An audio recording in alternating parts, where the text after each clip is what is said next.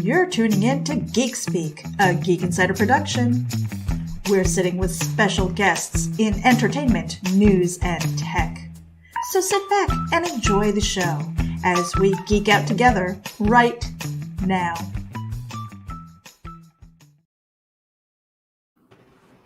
Good evening, everybody. This is Meredith Loughran, and I am the host of Geek Speak this evening. We've got special guests tonight, and if you are watching on our YouTube channel, make sure that you hit the subscribe button and hit the notifications bell when you want to know when we go live. But tonight we have Cara Nicole, also known as Firebitch, also known as AZ Powergirl, and we have Lola, the indie princess. You may know her from Geekgasm, Indie Volt, and both of them have a campaign going on right now on IndieGoGo. Let me drop the card here and let them really introduce themselves. Hey, you guys. Hello.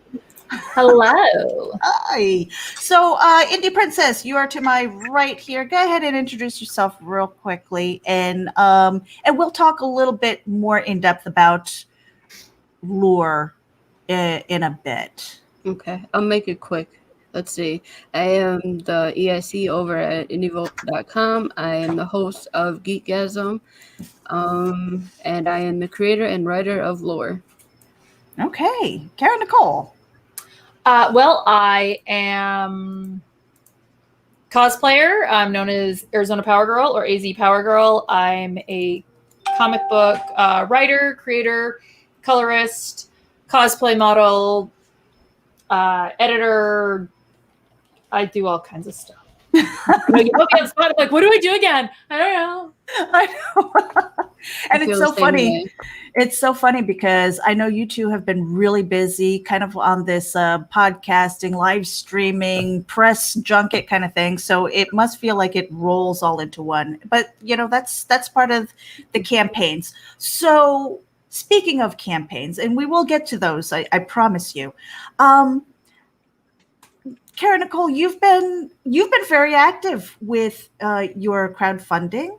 I've seen you on Kickstarter. I've seen you on IndieGoGo. Indie Princess, this is your first one. How does it ever, for Cara Nicole, does it ever get easier putting together a campaign? Yes and no. Mm-hmm. Because you're always advancing. You're always doing something else. You want to make it bigger and better and stronger and faster and do different things. So you learn a lot very, very quickly. And it's interesting because there are people that I know that have degrees in business, that they have, experience in all of these things, and they get into this world, not a clue. This is a whole new ballgame. This breaks all the rules of small business management, of advertising, of everything that any good college educated person has learned and has built. Like, this breaks all the rules and takes you into a completely different realm. Mm-hmm. And Lola, how are you holding up? Because okay. you had a lot of stuff that you had to put together to lead up to your campaign. I mean, a lot of people think, okay, it's a campaign. It's IndieGoGo. It's Kickstarter. Oh, this is easy. I'm just going to slap up a few things and go on my merry way. No. So not at all. So talk to us as kind of a newbie putting together a campaign. What were some of the issues that you had, some of the hiccups and things that you might not have expected when you were putting together your campaign? I really didn't have any hiccups, but like putting together the graphics was difficult. Like trying to figure out, okay, how am I going to design the tiers? What am I going to put for this graphic? And doing that. But I'm going for a degree in graphic design, so it came a little bit easier for me. Mm-hmm. Mm-hmm. Yeah. Another hard part was trying to figure out pricing for each tier and what I wanted to have in each tier. Mm-hmm. And on that note, there's some misunderstanding with that. Kickstarter and IndieGoGo both they take a cut of your shipping and count it towards your goal. So if you don't take that into consideration, you could end up actually behind.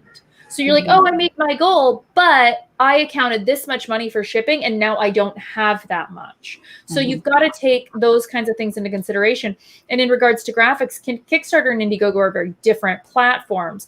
With Kickstarter, you have to put all of your graphics in your story, and you have to make sure that you label everything meticulously so people understand what they're purchasing, because there are no photographs in the actual tier levels. But IndieGoGo, you can put the photos in the tiers, but it's shaped differently. So you could end up having to redesign all of your graphics for IndieGoGo. I always suggest that if you're going to do both, as in simultaneously, separately, in demand, rolling over from Kickstarter into a second chance on IndieGoGo, whatever you want to do, design IndieGoGo first, because you can use that size and style of image in your Kickstarter story. Okay, that's a really good tip, because I just build basically my graphics for YouTube, or for Instagram or something like that. And a lot of times, because of the sizing, some places, some of your social media is really okay to have a square, 1080 by 1080, boom, good to go. That's good on Twitter. That's good on Instagram and Facebook. But you try and put that up on YouTube and it looks like crap. You have your blank spots on the sides and things like that. I guess it's the same thing with platforms. I never really thought about that. So that's a really cool tip. But don't forget, you don't just have Facebook, Instagram, Twitter. Now you've got Reels, stories. You've got Fleet. Like there's so many subsets and what can transfer over. So a lot of people like the idea of posting on Instagram and then having it roll over to Facebook. But when you at so-and-so, that at so-and-so doesn't roll over to Facebook. It says it and it just looks tacky. Because you're tagging, right. Yeah, because you are tagging people, but if it's not the right tag across platforms, and it doesn't show up. The tag doesn't, the tag itself doesn't show up. So you want to make sure that you account for all of these things. Social media alone is its own entity. So now, I guess another question that I would like to ask you guys is, because Cara Nicole, I know that you've had a calendar, right? And that's I want to say 7 calendars. Right. So it's a very visual thing. At what point, when you're putting together your campaign, because it's so visual, because really it's that, when do you know when's enough as far as those graphics and stuff like that? Because you don't want to give the whole thing away, Oh, absolutely not. I think it depends, because I take into consideration variant covers. I've done variant covers on calendars. I'll do the back of the calendar, which is all the months, but then it's like, yeah, you're seeing them, but it's all small. And actually I don't put all of them back there, because I always do 13-month calendars. So it really just depends. You can give it away without giving it away. Like this last time I offered a mouse pad and it had all the costumes, but it wasn't the image. It was a cutout of what was in the calendar. It wasn't, but it didn't have the full background and the whole thing. So I would say on a 13th month calendar, I try to keep around 5 months, maybe 6 or 7 that are kind of exclusive to the calendar. Yeah, it's for your that I can post and let people know. But then, like I said, I've got variant covers, I've got holofoils, I've got stickers and all the different stretch goals and different additional things that get added on as well. So Lola, when it comes to things like the variant covers, I know that you just recently announced a variant cover, and it was kind of a wraparound and things. Do you have other things like that in line to help motivate people and go, hey, we're doing this, we're making these announcements? How do you guys, and I'll send that back down to Cara too, but for Lola, how do you put that together? How do you balance that and time it across a campaign? for me, it was just something that I was like, okay, I'm doing this. And put it out there. I do have a sticker pack that I'm going to release once I hit 20 backers. I announced that already, so I'm just waiting. Okay. Then Daphne Lage did a image for me that I'm going to announce in the upcoming days. Very cool. I think we saw her doing that on Geek Speak, wasn't it? Geekgasm, yeah. Geek, this is Geek Speak. Hello. Too many geeks out there, man. Too many geeks. Yeah. So that those are sometimes that's really tough to time because when you have a campaign, and I know IndieGoGo, you can go like 60 days and then extend, right? But you can go 60 days and then you can go in demand. Oh, okay. 60 days is the limit. Is it 30 days and then you can extend another 30? Yep. And then in demand? Yep. Is that how that goes? Okay. All right. So yeah, learning the two different platforms also. Cara Nicole, what was the decision? There are some people who really prefer one platform over another. There are some who take advantage of both. I'm kind of in the mindset of don't leave money on the table, There you go. What do you find it easier to kind of launch on one and then go to the other, vice versa? Or do you like, let's see how this goes. And if it goes great, just, we're good. So originally my campaigns were done on IndieGoGo because I wasn't sure how Kickstarter would take to a cosplayer. So I went to IndieGoGo first and I did pretty well. And then I moved over to Kickstarter and I did really, really well. Very, very different world there. And then they hit me up. IndieGoGo messaged me and said, hey, we saw that you did a Kickstarter campaign. Do you want to roll it over into in demand over on IndieGoGo? And I'm like, oh. So then they put like all the money you made, everything up there saying, hey, they made this on another platform, but you can still order now. For me, this works really well because what people don't understand is Kickstarter and IndieGoGo, this is not a store. This is not Amazon. This is not, where's my stuff? It's been 5 minutes. No. We are building a product and you are helping us to build a product. And that's why it says, when do you think that you're going to be shipping this? And that's not a hard and fast rule that is, this is what my goal is, but sometimes things happen. Last year was terrible for a lot of creators that use those platforms because of COVID, even just putting things into the mail. I had my calendars did not ship as quickly as they usually do because of, what happened last year. But, you have these goals in mind and you put what you believe you can attain. So the time between the Kickstarter ending and the goal, why would you not want to keep taking orders during that time? So that's where the IndieGoGo in demand comes into play and is very, very good for that. And then even after that, you can still take orders. It's done. You just have to make some concessions like, I'm sorry, I can't put your name in the book after it's already been shipped or printed. So there are certain cutoffs on those as well. And that's something that a lot of people don't really consider, is like that rollover. But on top of it, again, you're already fulfilling orders and stuff like that.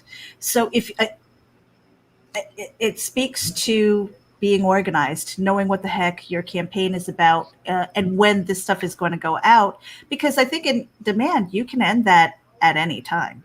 Yeah. Mm-hmm. Right. So if you are out of product and you're like, hey, sold out, all right, close it down. And it really isn't a store. I think a lot of people use that for I've seen a few campaigns where it seemed like it was in demand in perpetuity, and it's like, okay, and sometimes they're friends and you're like, do I keep sharing this, or did you kind of forget about it? It makes people a little bit nervous when they see that, I think. Well, I think once you hit the point where you're shipping, you can leave it open for people that come and say, hey, I missed it. You can put it in your emails, but you don't need to keep constantly sharing it. You can if you want to. I think that I wouldn't go asking someone to share it again. Yeah. once it starts shipping. But if someone asks me, say, hey, I missed it, here you can get it, and get it from this place. Right. Yeah, because there are let me I'm trying I had the thought there. It was that mindset, I think, with Kickstarter. It's like, okay, I'm going to deliver here, but then you go in demand, and I think people are like, oh, well, as long as it's in demand, I'm never going to see my book. And I don't think that's the case. No, not at all. Mm-hmm. Not at all. So now I kind of want to pivot, because you are both, you both have product that that are adult material, basically. Now I know that with Firebitch, it's still a mature audience. PG-13. Yeah. There are some covers that are risque, but the interiors itself, PG-13. When it comes to things like that, because I'm going to say it, you guys are busty babes, all right? And you go out there and you kind of show your wares a little bit. I don't, because I'm an old lady. This is something that we talked about before we went live, is sometimes you have people who just decide that they're going to pop in and be really comfortable with you.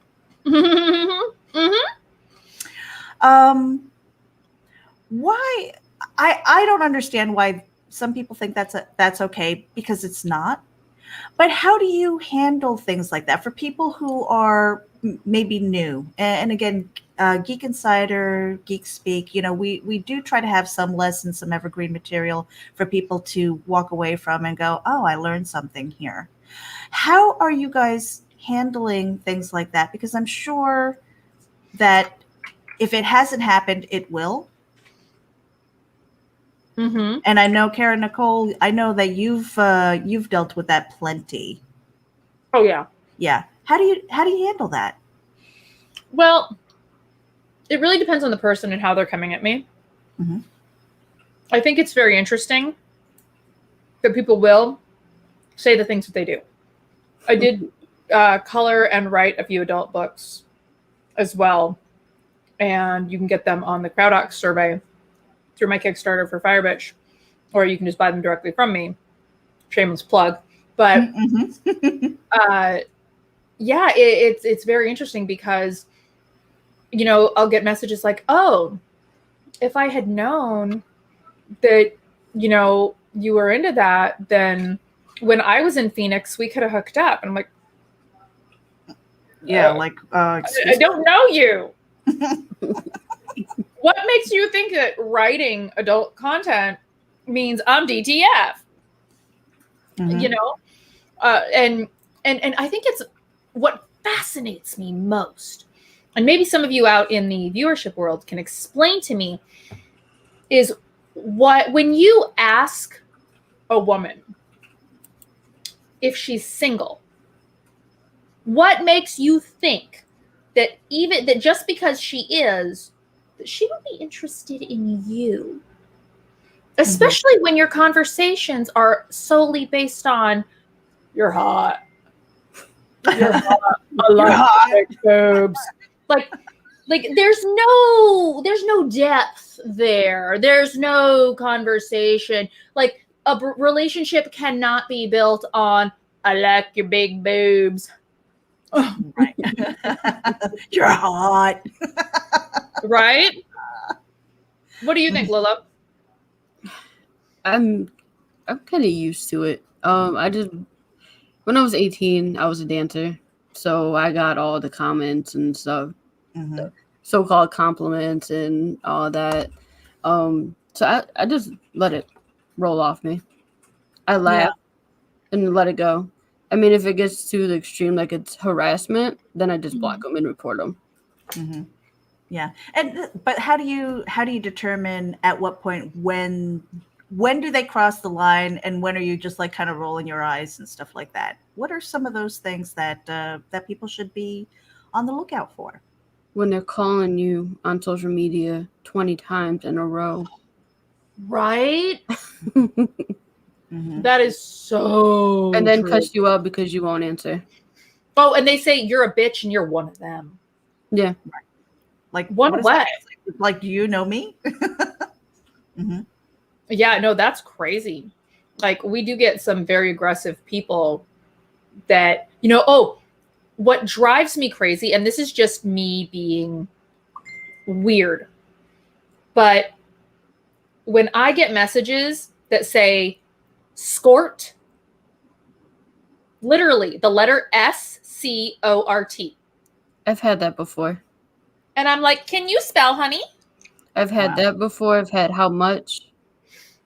But answer this question. Okay, so what if I was? Yeah, I am. You're across the world. How's this gonna work? Like, it's still your hand, bro. Like that. Like, it is still your sad hand. Like, Yeah, no, that is there are some people out there though who will push back and say, well, you're the one who's putting that kind of content out, you deserve it. and you know what? The first thing you ever saw in your life was your mother's vagina this close, and then she stuck her boob in your mouth. How am I the bad guy here? How am I the one, like, teaching people, this stuff? You're the one teaching these kids. Right? I love that. I love that. I don't know if I'll ever be able to use it elsewhere, but I love it.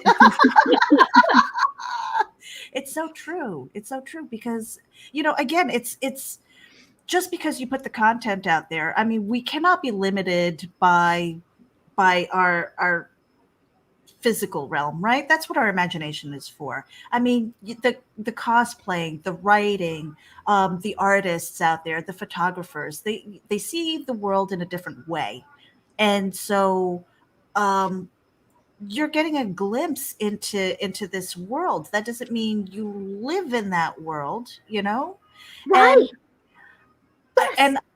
And so people who just come in and automatically assume that because you can do the sexy shots, because you can show some cleavage, or dress sexy, or just be out in the world, be a dancer, whatever the case might be, they're like that's not a permission slip to take it to the next level unless it's a relationship, unless you're building a relationship. And there are some people who, in the industry, because you've spent time out on the road, you see the same people kind of running around in the same circles. There is a certain amount of comfortability that you have. That doesn't mean you're taking everybody home with you. Yeah. See, I wake up every morning, full makeup and hair done, in lingerie, and I spend my days aggressively masturbating all day long, and I'm just waiting for you to call me, especially at 2:00 in the morning, because this is 24 hours. This is I never sleep. I just masturbate constantly, just waiting, waiting just for you. send me a picture of your dick next to a dumpster. And that happens. That happens, and I don't understand it. Because we've talked to, I've had the pleasure of sitting down with the people who are in the adult industry, and it's a job. It's a job. Like anybody who goes to an office and says, you know what, I crunch numbers all day, or I'm on the computer all day, or whatever the case might be. I pack packages all day. It doesn't matter. You don't want to bring that home with you. So now that kind of segues into the next thing that I wanted to ask you guys, because last year, especially with cons closed, we've been kind of home, right? Working from home. How do you separate your work life from your home life? I don't. Yeah. Oh. All right. So what I'm gonna You guys threw me for a monkey wrench there. What then? What is it that maybe you say at the end of the day that you say, maybe I should have had some me time? What do you do? I mean, because it can't be all work, guys. You know, I mean, It is. trying to find a It balance pretty is a much struggle. is. I mean, besides taking I'm care working of on the stuff right kid, it's all work, no play. Except when I'm eating dinner, I'll watch TV. Mm-hmm. Yeah, take a few minutes. I went to Mexico last week. You know, went to the beach, and it was funny. So I posted a picture of me from a few years ago at the beach, and someone was like, "That picture's from blah blah blah blah," and I'm like, "Yeah, you know why? Because I am vacationing, and I did not take selfies all weekend, and I did do a photo shoot, but no, I'm like, no, I'm going to do what I need to do and make sure that I have that downtime, that me time, and it's not that I get a lot of it, but every once in a while, you just gotta, you know, shut it all down and, you know, watch the new episode of Falcon and Winter Soldier, you know? That's a good show so far. Yeah, right? Oh, it was so dark, wasn't it? Oh my gosh. Are you guys caught up? I am, but I don't know if I want to be like. No, but I'm just saying that final Captain America scene. Wow, right? Right? No I'm spoilers, like, no spoilers. But yeah, I was just like, oh my God. Varian, thank you for tuning in. One of the booth girls used to say, I enjoy looking sexy. I enjoy that you find me sexy. But that doesn't mean that we're going to indeed have sex. So true. So true. And Troy is tuning in here. Being a teacher, I have an office that is strictly for teaching and keep the other rooms for me. You know, that's really important too, because I know when I first started as a freelancer, working from home, available to my social media 24/7, available to my computer 24/7. And I felt like I was burning the candle at both ends. And I felt so tied to my phone and everything else that it was really difficult to unplug, because at some point it wasn't about me putting out information. It was like me feeling like I'm never going to get caught up on your information. Does that make sense? Yes. Yeah. So do you find that you're kind of stuck on that hamster wheel?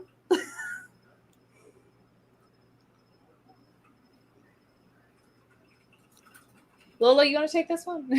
I'm trying to think of an answer. You can go ahead first. I'm good. I think that, you know, Meredith kind of said it. You kind of got that one there.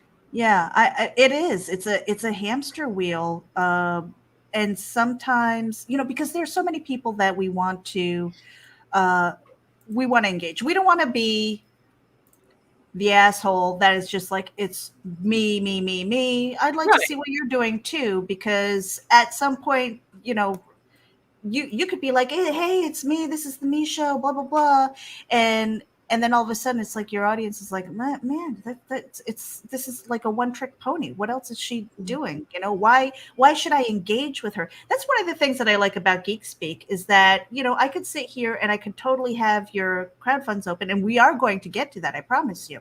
But I think it's important for me as a consumer to know who you two are, because if I feel connected to you more on a cerebral level and not like, hey, you know, hey, you want to be my friend? No, it's, you know, it's not like that.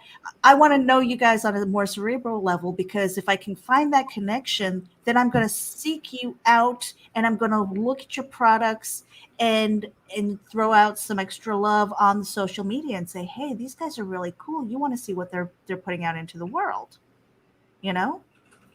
Yeah. And so finding that balance again is that whole hamster wheel of like, who's there? Who do I need to give love to? And it is really hard to find that work life balance. It's not easy, and it takes practice. But again, especially when we do shows like, you got Geek Speak, we got Geekasm and IndieVolt Livewire.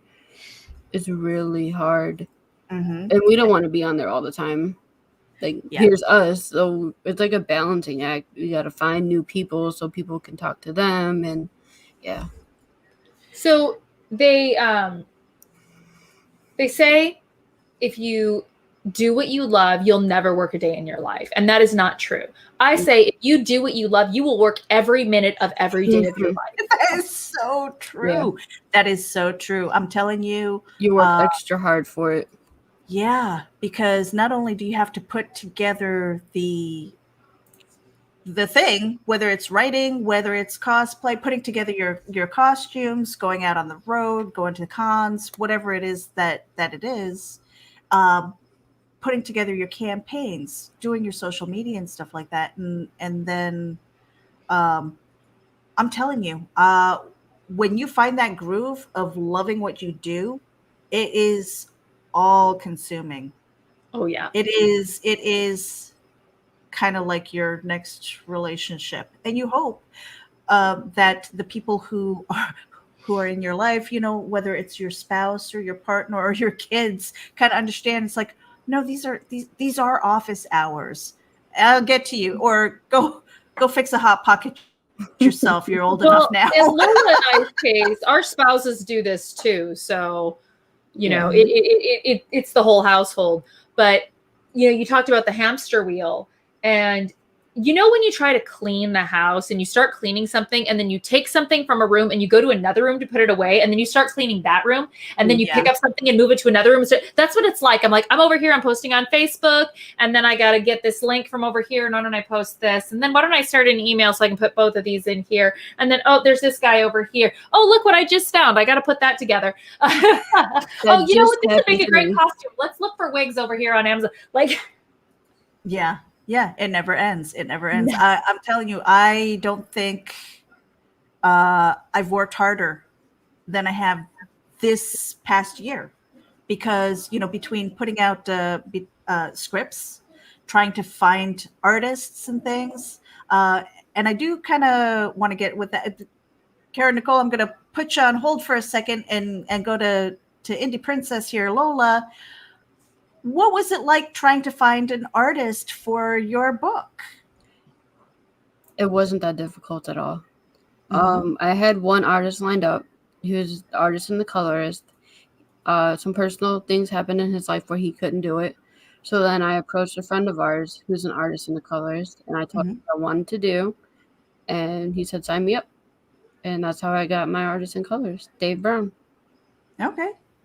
Yeah, I mean, because I know for me personally, I've gone to DeviantArt, I've gone to other sites and things like that, just because you know the story that's in your head, right? And you're like, how do I get somebody to take my words and put that on a page and do it justice? And that's hard, because there are so many people with so many different art styles and things. With my fetish book, I had trouble though.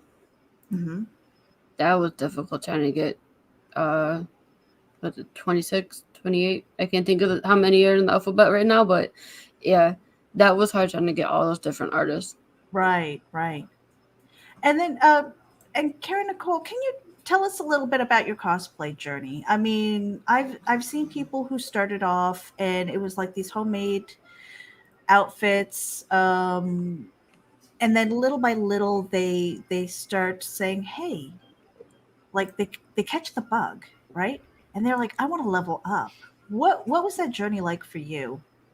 Well, for me, it was a little bit different than other people. But I want to touch on what Lola was talking about and what you were asking her. If you were looking for a sequential artist, I actually just made a post on my personal page saying, hey, show me your sequentials, because it was hard for us. We do a lot of our own art, but we did need to hire out for some stuff. And we brought in 3 different people who couldn't do it. And we did finally find someone. But it's not that easy if you run into those snags. I mean, even Lola, you ran into that snag at first, and then you got to be able to roll with it. But my cosplay journey was very different. I was one of the first cosplayers to purchase their own tables. I followed an artist's pattern as opposed to a cosplayer pattern. I didn't just dress up and go to conventions. I did that, when I worked with my little charity groups and that sort of thing. And then when it started coming into, hey, you should sell prints, I did what the artist did. Had prints, bought a table, went to a show, and did it that way. And Alfred had the idea to have me do a photo book, which was similar in style to an artist's sketchbook, except it was cosplay, comic book size, everything. And I paid for it all out of pocket. There was no crowdfunding back then. Sold out my very first day. And, I was taking pre-orders. So yeah, that's kind of how mine started, and it just developed. And I used to do some comic book editing, and then I started coloring. And so I started learning more of the craft, and Alfred and I were working together, and we started putting out our own books as well. So, I get hit up, you should have a calendar. Okay. And part of crowdfunding for that is you will have people that will tell you to put out product that they will not purchase.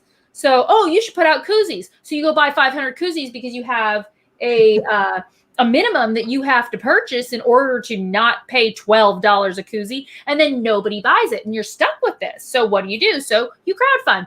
You want it? Prove it. I'll put my money in, but let's get some pre-orders and see. And that's what I look at crowdfunding is it's advertising. Mm-hmm. Yeah, it's pretty powerful advertising too, especially because I know on Kickstarter, they've got the network where if I'm following somebody, I'll see what they're supporting. I'd be like, oh, what is that? So a lot of times I don't know that IndieGoGo does that. They do, but they don't do it as much. Kickstarter is a lot more friendly to comic book creators. But Alfred Pennyworth over here says, I heard you say last night your job is cosplay with the cons close. How did you continue working last year? And that was with Kickstarters, Patreon. I just opened up an OnlyFans.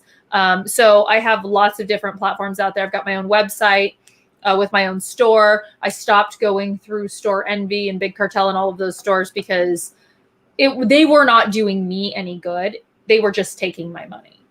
Mm-hmm. So yeah, I continued to do it online through all of these platforms, and that's what I did.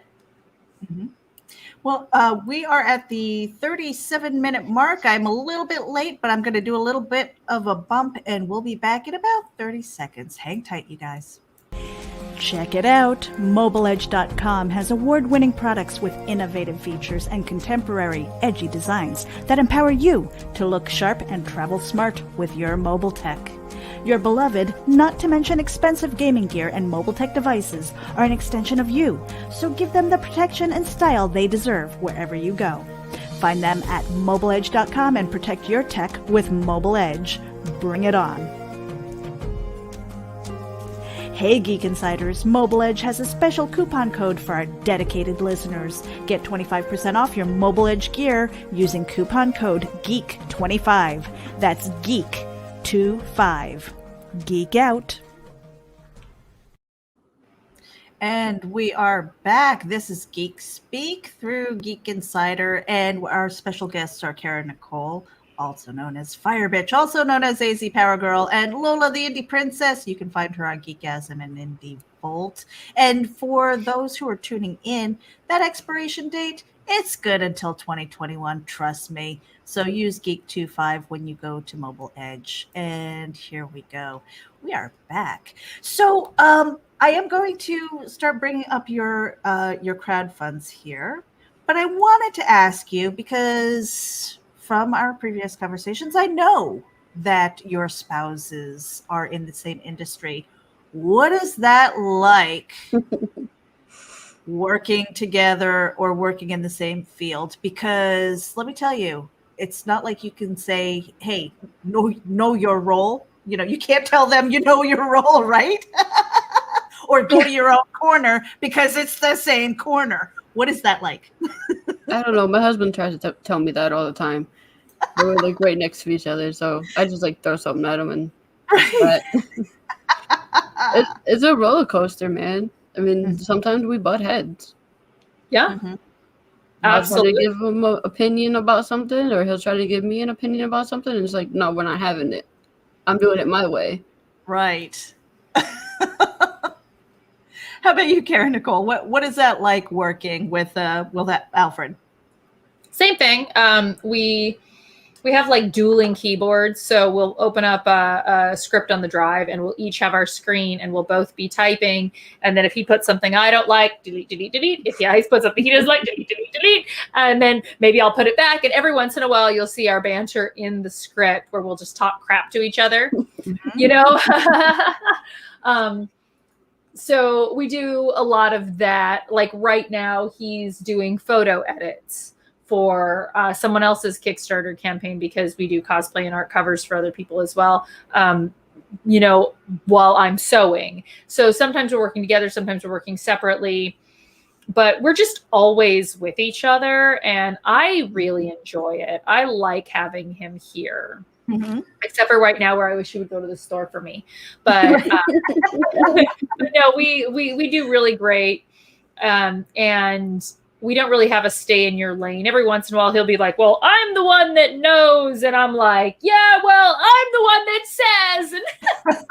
And you know, that's really hard, because a lot of times, you know, people don't know when to go to their own corners and just say, you know what, we just need to stop, take a minute and think about what we want and stuff. Because a lot of times, what I've found, because I've worked with my husband, not in comics, you know, he doesn't understand publishing. He doesn't understand this process, but he supports me. But we have been in business together where we were working 7 days a week. We were writing in together. We were sleeping together. We were working together. It was just like all of these things.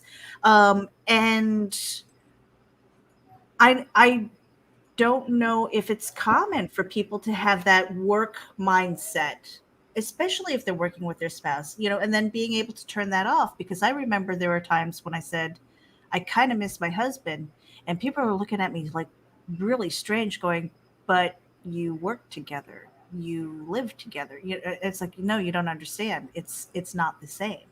Yeah, right. Totally different. Mm-hmm. Absolutely. But you need to respect each other's position and know each other's strengths. Mm-hmm. You know what I mean? So I know where his strong points are. He knows where my strong points are. And at the end of the day, you have to keep your personal feelings out of it. If your partner says, this is wrong, or I don't like this, you need to find out why. You need to fix it. You need to take that into consideration instead of getting butt hurt. Like, you just can't, because it's not about you. It's about the product. Right. Right. And that's hard to separate, you know, especially when you're living together. Absolutely. And going to events together and stuff like that. And it's like, what, you know, for me emotionally, or, you know, even psychologically, it's really hard for me sometimes to get out of the house. Like, oh man, I got to get dressed. You know, I got to do this. And he's like pulling me. But then once he gets there, he gets the anxiety and stuff like that. So we're like kind of bouncing off each other and finding that balance. And I think because that communication is so important, it's really vital to be able to speak to one another. Because at the end of the day, if you're both in the business, you want to sell product. Yeah. You know, and so you have to kind of put those differences aside. And it's not easy to do. Now, Lola, I've got Laura up here, and I see you've got some artwork here. Can you talk us a bit through your campaign and tell us a bit about this story? Sure. Lore is an 80-page adult graphic novel in the style of Saw meets Eyes Wide Shut. Yeah. Claire's really excited about that. Uh-huh. Well, Chastity is one of my main characters. She is very high maintenance and all about her. She puts her husband through hell. And one of her little secrets is that she likes to go to adult parties. And there's this all-exclusive party called Lore that you can only get into if you're noticed by Blair. And you get an invite for it.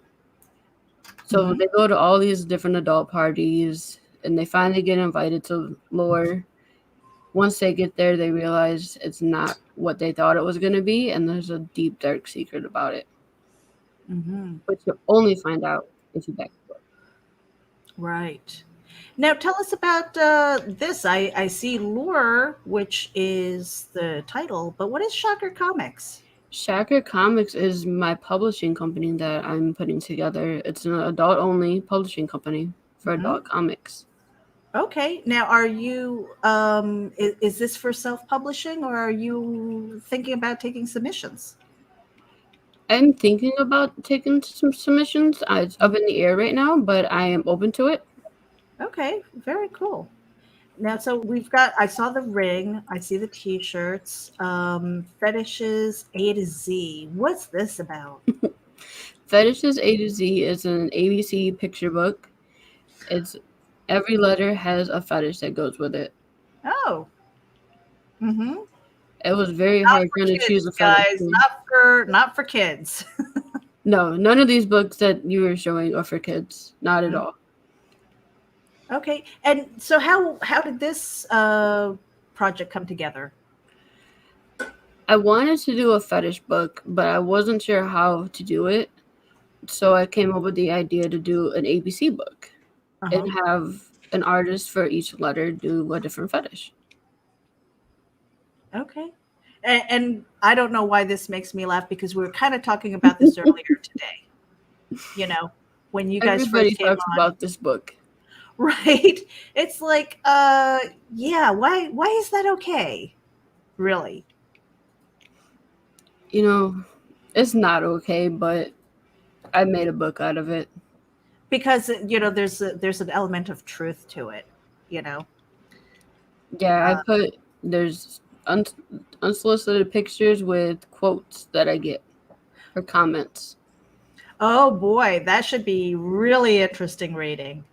So It is. now we've got some artwork here, and I didn't know if you needed a little star there, Lola. I think a butt shot is okay. Butt shots are okay. Butt There's shots are okay. yeah. I had to Now- post the safe ones. A lot of them are not safe to post. But right. the work I'm getting in is awesome, and nobody will be disappointed at all. Hmm.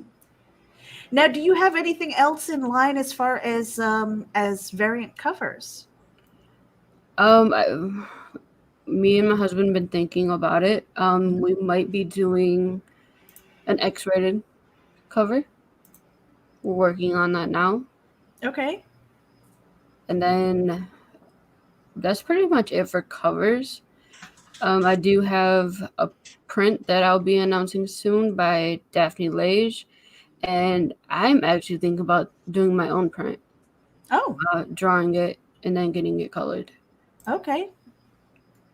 Yeah, so this is lore, and I think I did not put the volume on this. Otherwise, I would ask to play the video. Let me just. You can play it; it's safe. Okay, hold on a second. Let me stop the screen there and bear with me, you guys, because I didn't hit the audio button on this. And let's. And it was kind of funny because there's a voice on there that I recognize. Which is funny because his own wife didn't recognize it.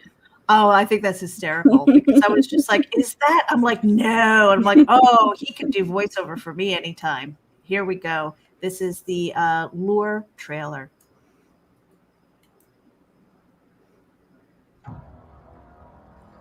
It all started with an invite.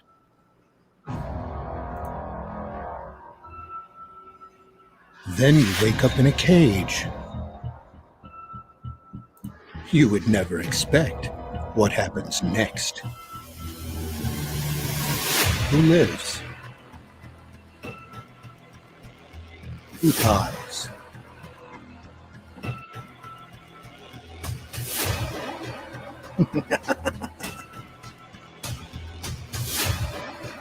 Are you ready to get lured?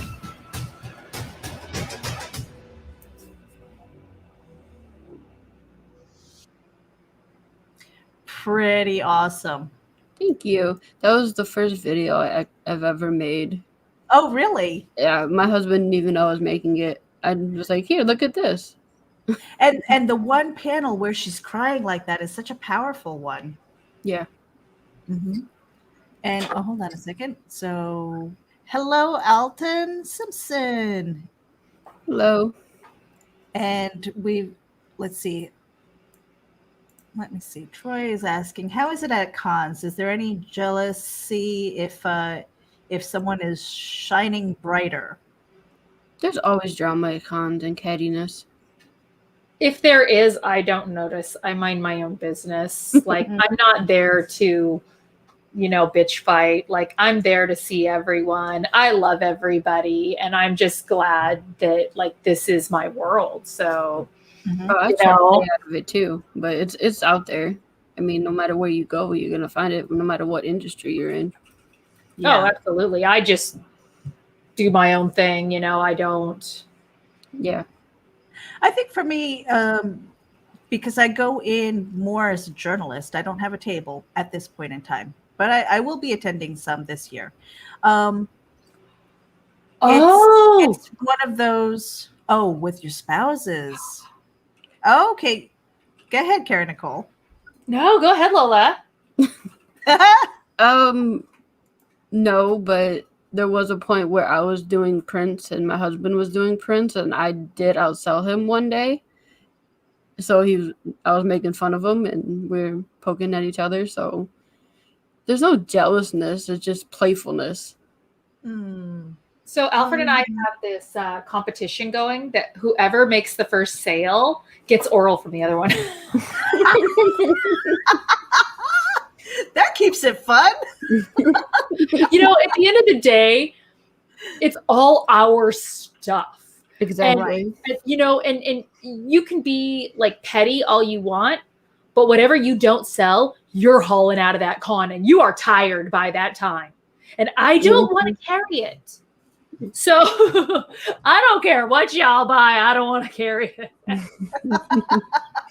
That's how I feel. Think that's fun. I think that's fun to have that competition because I think it helps us level up too. It motivates us to make those sales and things like that. It does. It brings in that element of gaming that makes it fun. But then there are some people who take it the wrong way. They're like, oh, well, bitch, like, wait a minute. If you're calling me names, that means I won, right? Yes. Yeah. Oh, my husband's in the chat. He said I had to buy dinner that night, and I did. Oh, Marianne. He says he's going to try the oral thing next, Cara. Always informative on Geek Speak. So now with Loughran, hold on a second. I gotta close this down here. My mouse is not working right. You've got 48 days left on your campaign, Lola. I do. And I love that ring. I am one of the ring backers. But tell us a little bit about the invitation. Like, what was the idea behind that? That was just something fun I wanted to do. There's 2 invites. There's one to Club Fusion and one to Lore. So I figured, why not add that in a tier to make people feel like they're a part of it. Everything I did or added was in the book. So the ring was in the book. The keys in the book. The invites are in the book. I just wanted to make it all together so people can feel like they were in the book too. Right. Okay. And I'm getting this, but I need to get my purse. Let's see. Let's share Firebitch up here. Now, this is in demand. This rolled over from Kickstarter then? Yes. Okay. And no holds barred. You want to talk to us a little bit about this? Tell us a bit about Firebitch 2, or Firebitch, just for anybody who's listening who isn't familiar. Where did Firebitch come from? From my brain. And Alfred's hands. And he massages my brain with his hands. And then out pops these things. No, he always draws. He draws on everything. And the stories vary. And my story, my interpretation of reality is that we were at the bank and he was drawing on an envelope and he drew this girl with this boob window and this flaming hair and took a picture of it and posted it on social media and said, hey, what's her name? And Mike DeBalfo says, Firebitch. And we're like, yes. And then I blurt out this huge whole background of this girl. And Alfred's like, yeah, okay, we're making that a story.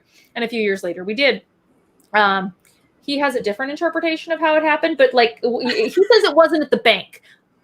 I don't know where it was, but that was kind of the gist of it. And, you know, we had a whole backstory for her, and she is a social media diva. She's an Insta hoe. And she accidentally gets sucked into a vortex, tossed onto an alien planet where she gains superpowers. And the aliens there need her to help them fight a war against the neighboring aliens that are coming down to try to annihilate them and take over their planet. And she's just like, selfie, I gotta get home, like whatever. She is so selfish. She doesn't care about anybody but herself. Like, this girl doesn't even like really acknowledge that she is on an alien planet. She does not give a shit. You know, she's like, I gotta get home. I gotta post on this and I gotta post on that and I gotta do whatever. And they give her little sidekick. They give her someone to help her, you know, help her along, you know, help her get her food, clean up after her, do all these things. And Firebitch does not care what your name is. And they're aliens. So they have alien names that she can't pronounce and isn't going to be like, how do you pronounce that? Is that phonetic? Now spell that for me. No, she's like, I'm just going to call you Taco. So her name is Taco now. And the scientist that accidentally brought her over, you know, she doesn't care what his name is either. So she just calls him Dummy, like whatever, Dummy. And so now she's stuck between trying to get home and develop, and her character is developing as far as what she's going to do with these powers. I personally am not a fan of the idea that you've got some nobody with no training or anything that can go out and suddenly be, you know, a third-degree black belt, master ninja, you know, gymnastics, you know, expert. Like, you don't know shit. You're going to fall on your ass and, you know, you're going to fight stupid. So for the first little bit, she fights some stupid. You know, because you don't know. And so we watch her develop her character. And I think that we hit on something that really hasn't been done. You look at Supergirl, you look at Harley Quinn, you look at all of these characters. Where's their social media? We're seeing it in Captain America now. We're seeing it in all these things. But for a long time, they really weren't discussing that or dealing with it in our comics. And that is a very real, legitimate thing. So it'd be like, imagine if Supergirl, you know, had social media and didn't care and was not a good person. She's not a bad person. She's just taking care of herself, like a lot of people do. So that's kind of where we are. Our books are over 30 pages. And issue 2, in issue 1, she's kind of coming into this development of, I need to be a superhero. In issue 2, she's like, okay, now I'm a superhero. What do I do with it? How do I do with this? Balancing herself and who she is in our world versus who she needs to be in their world. Okay. Now, and the reason why I stopped at this panel, Cara Nicole, is because I see the various variant covers by different artists and things like that. Now, you've been doing this for a while. And so you've developed friendships and things like that. Now, do you, when it comes to these covers, again, a learning experience for some who are tuning in, do you commission these? Do people volunteer it? Is a lot of it, you know, has some of it maybe started off as maybe fan art? None of it started off as fan art. Okay. I've gotten fan art, but I think that when you're a new creator, you do need to make sure that you are a creator first and a fan second. And I know a lot of creators who get sucked into using covers that they're not happy with, that aren't good because somebody gave it to them. And you cannot do that. So this is the Red Hot Pack. We've got Wendy Shaner, who we work with. Love her work. She's got that 3D effect. So it's different. I'm always looking for something that's different. I don't want 12 covers that look the same pose, same thing. I had a creator, send me a piece on spec. And what that is like, hey, I did this. If you like it, you can hire me. And he didn't really understand the character. Like we send a full artist guide. These are the characters. This is the planet. This is everything that you need to know about this to make sure that your cover is accurate. Mm-hmm. And, when you get fan art and that sort of thing, they may not understand that. So yeah, she comes from Arizona, but to put her in her superhero suit in front of a bunch of cactuses makes no sense because she is not a superhero here on this planet. Mm-hmm. So why am I going to pay for that? I'm not. So we purposely commission everything that we want for the campaign. A lot of people say, oh, do what you want. And when we did that, we got 5 pieces, same damn pose. Oh. Mm-hmm. So you have to start saying, hey, send me 3 thumbnails. And then you choose a pose from those outlines of what the possibilities are. Or what we'll do is we'll send photographs because we do so much cosplay. It's like, do something that's like this. I want this pose. I want this background. I want this. And then one of the things that I suggest is go through the artist's profile and find what you like of their work. Don't just pick an artist you like. Like if you've got a superhero artist, you don't say, hey, can you draw me a dragon? You find a dragon artist to draw you a dragon. Right. So those are just some of the things that we think about and that we do. Mm-hmm. Yep. And we also, just so you know, we have a jeweled edition. Okay. That now, CC can you explain that for people who, yeah. So they've got crystals on them, on the cover. And we use the same jeweler that Coffin Comics and Dan Mendoza and Billy Tucci uses. Mm-hmm. And that's this one right here, this Catching Fire. Alfred drew her. CC De La Cruz, who's super famous colorist, colored her, and that will be jeweled by Shannon Galar now. That is a fabulous cover, isn't it? It's glorious. That is the one that I migrate to all the time when I see your campaign. And this is the ASM 318 homage. We do have some homage covers in there. Mm-hmm. ASM, for you that don't know, stands for Amazing Spider-Man.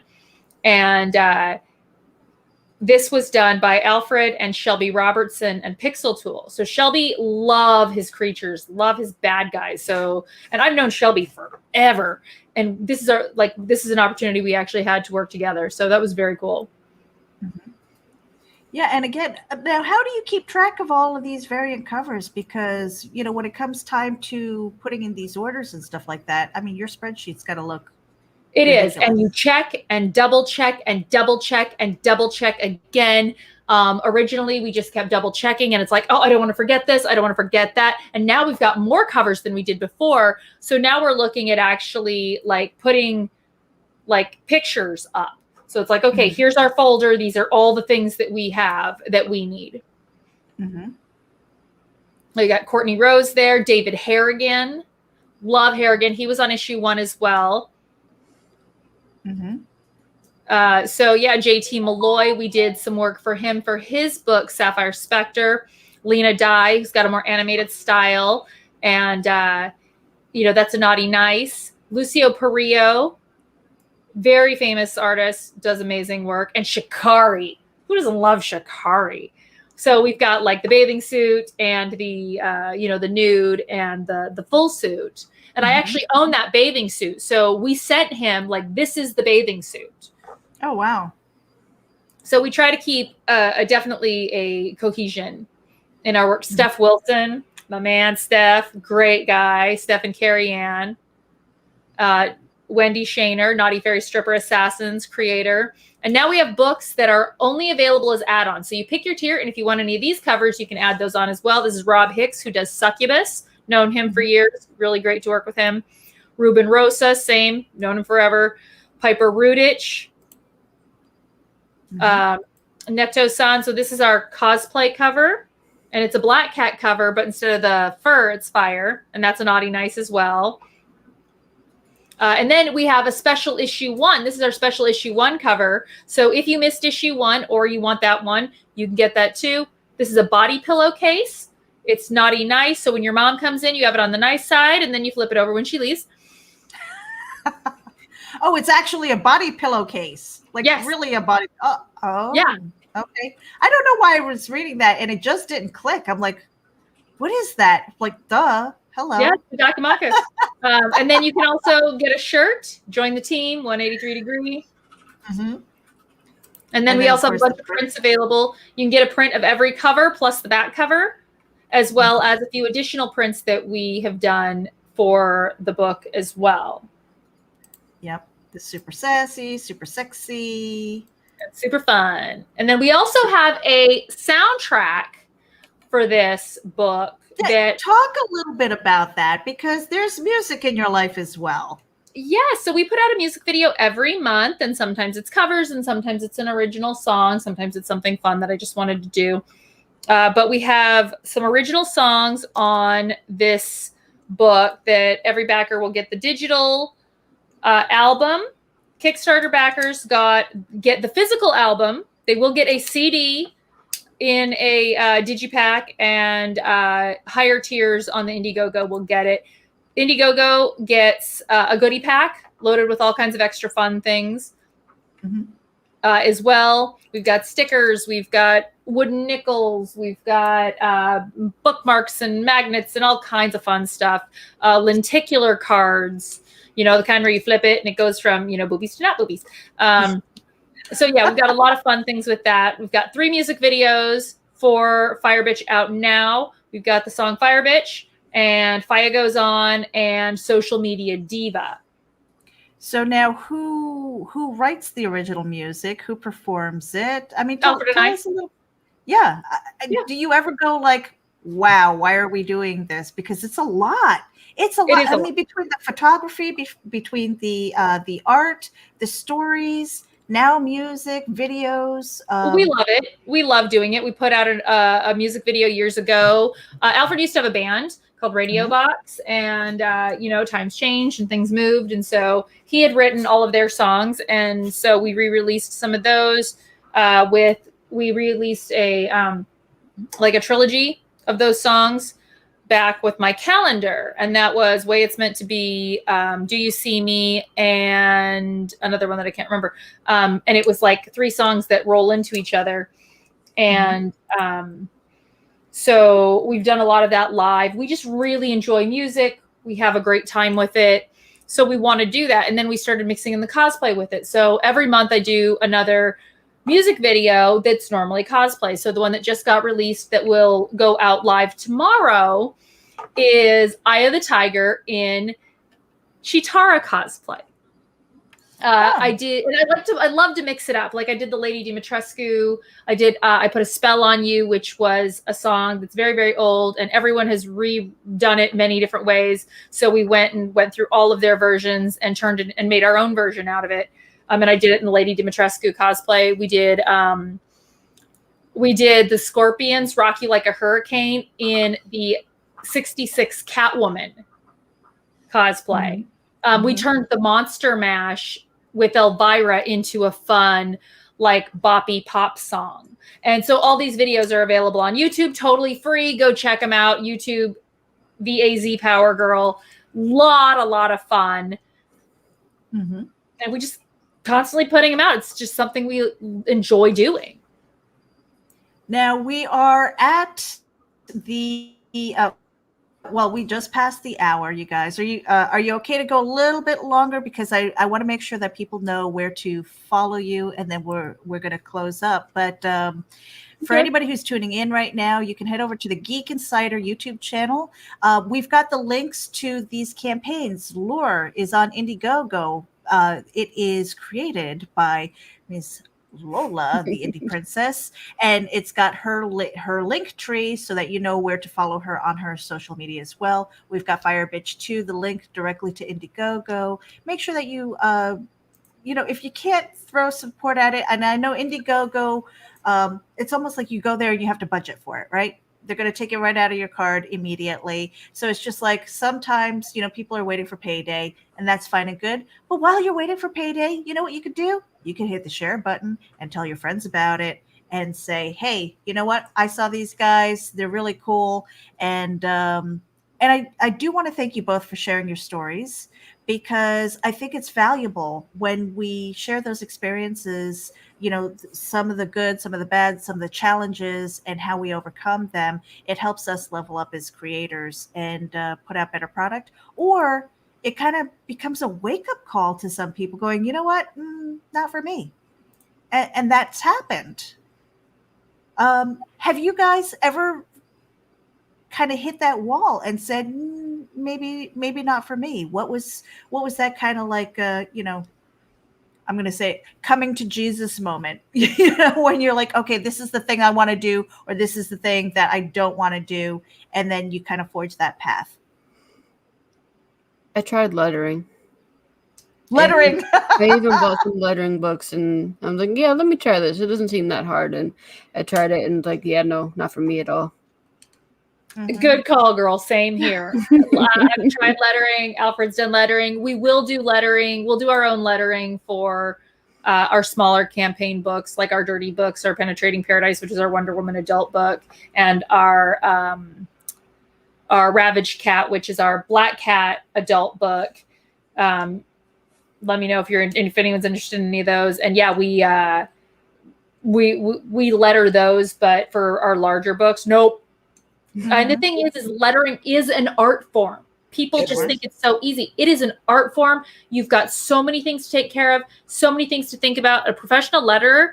I had a professional letterer come up to me, and he was like, okay, I've been lettering since the 70s. And I can tell you, this is wrong. This is wrong. This is wrong. This one. I was like, thank you.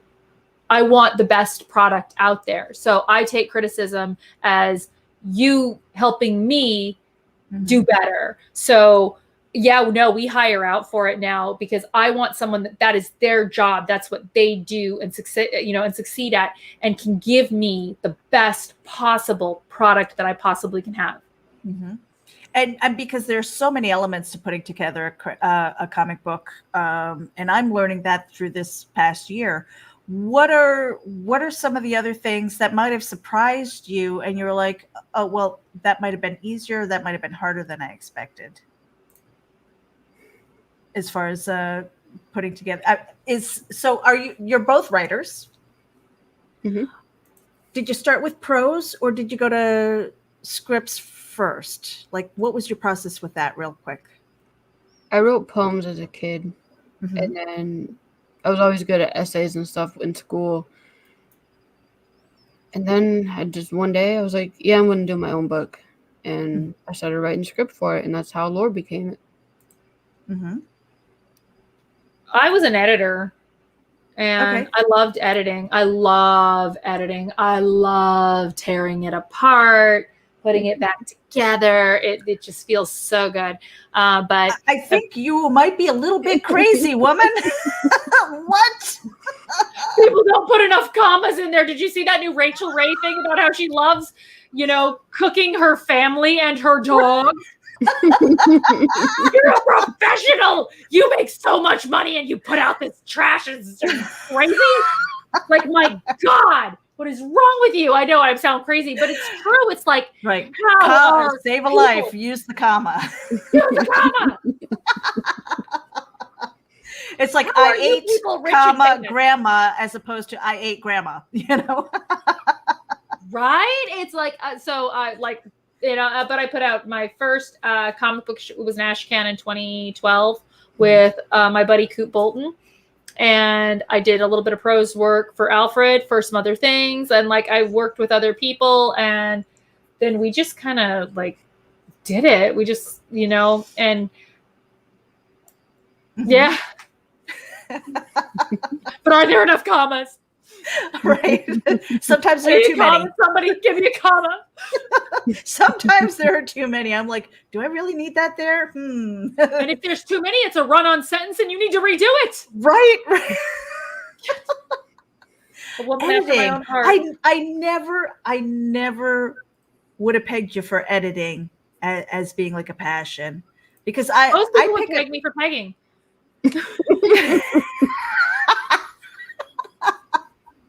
No, we're closing out with Geek Speak, you guys, and we normally have a question that we ask everybody at the end of the show, and so I will start with Lola here.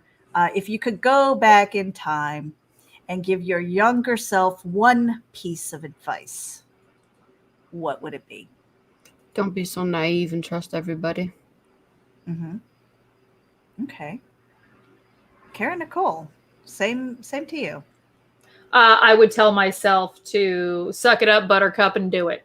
I lived in a lot of fear of judgment, of doing something wrong. And I have what I call the gravy story. And this is that I love gravy. Okay. And I did not make gravy. I'm a vegan. So finding vegan gravy is a little harder. And, good vegan gravy that doesn't come in a pouch this big. And I'm like, I could make it, but I don't want to do it wrong. And I spent years not eating gravy because I was afraid I was going to mess it up. And so finally I looked it up online and I saw the recipe and I was like, this is wrong. This is all wrong. None of y'all have any kind of concept of how cooking works, how to make a proper roux. You're going to have it, it might technically work, but it's going to taste starchy as shit. And that's when I realized I can do this. You can do this. And if people can put wrong crap like bad gravy and eating their family and their dog out in the world and be successful, I can too. And so can you. Mm-hmm. And you know what? That speaks to my heart, because even today, I was talking about stop being apologetic for the things you're good at. Yes. Mm-hmm.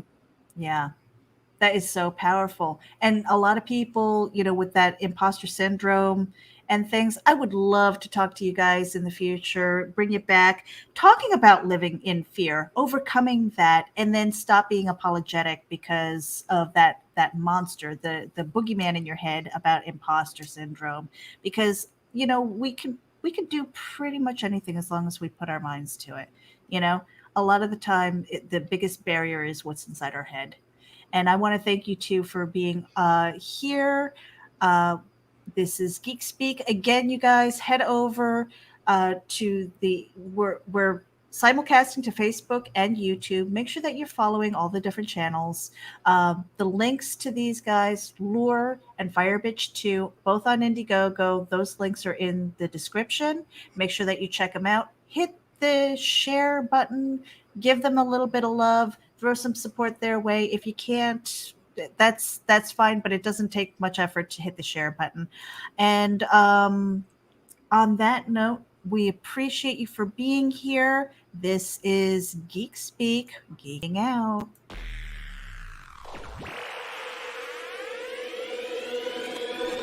At Geek Insider, we foster relationships with those in the geek sphere so we can give our audience the insider view of entertainment,